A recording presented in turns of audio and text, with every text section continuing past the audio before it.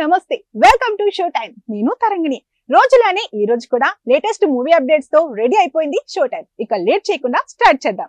సినిమాలో నయనతార స్టార్డమ్ ఉన్న హీరోయిన్. 40 ఏళ్లు దాటినా ఆమె ఇమేజ్ ఏ మాత్రం తగ్గలేదు. ఇప్పుడు ఫామ్ లో ఉన్న కుర్ర హీరోయిన్ల కంటే ఎక్కువగా రెమ్యునరేషన్ తీసుకుంటూ ఆఫర్లు అందుకుంటూ దూసుకుపోతుంది. ఆమె డిమాండ్ అంతకంతకు పెరిగిపోతుంది. ఇక ఇంత స్టార్ నటికి ముందు ఏదో ఒక బిరుదు పెట్టడం కామన్ కదా. చిరంజీవిని మెగాస్టార్ అంటారు, బాలయ్యను నటసింహం అంటారు, తమిళంలో అజిత్ కుమార్ ని తల అంటారు. అంటే ఆయన్ను దేవుడిలా కొలుస్తారు ఫ్యాన్స్. అయితే ఆయన మాత్రం నన్ను దేవుడు అని పిలవద్దు అని ఫ్యాన్స్ కు స్ట్రిక్ట్ గా చెప్పాడు. కమల్ హాసన్ కు కూడా లోకనాయకుడు అనే బిరుదు ఉంది. ఆయన కూడా నన్ను అలా పిలవద్దు అన్నాడు. వారి బాటలోనే ఇప్పుడు నయనతార కూడా చేరింది. లేడీ సూపర్ స్టార్ అని తనను పిలవద్దు అంటోంది. నయనతారని లేడీ సూపర్ స్టార్ అని ఫ్యాన్స్ ముద్దుగా పిలుస్తుంటారు. సౌత్ లో ఆ బిరుదు ఇది వరకు విజయశాంతికి ఉండేది. ఆమె లేడీ ఓరియంటెడ్ సినిమాలతో దూసుకుపోయింది.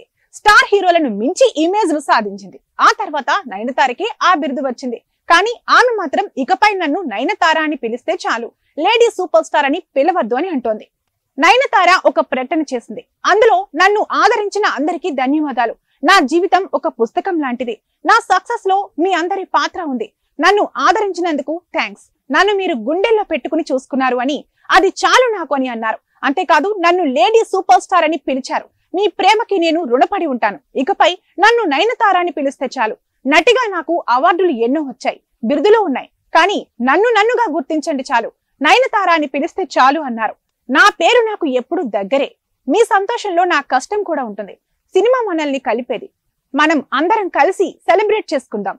ప్రేమతో నయనతార అంటూ ముగించారు. ఇలా నయనతార కూడా తనకు ఎటువంటి బిరుదులు వద్దు అంటూ ప్రకటించారు. ఇవండి ఇవాల్టి షో టైం అప్డేట్స్. మరిన్ని అప్డేట్స్ తో మళ్ళీ కలుద్దాం. Until then bye by.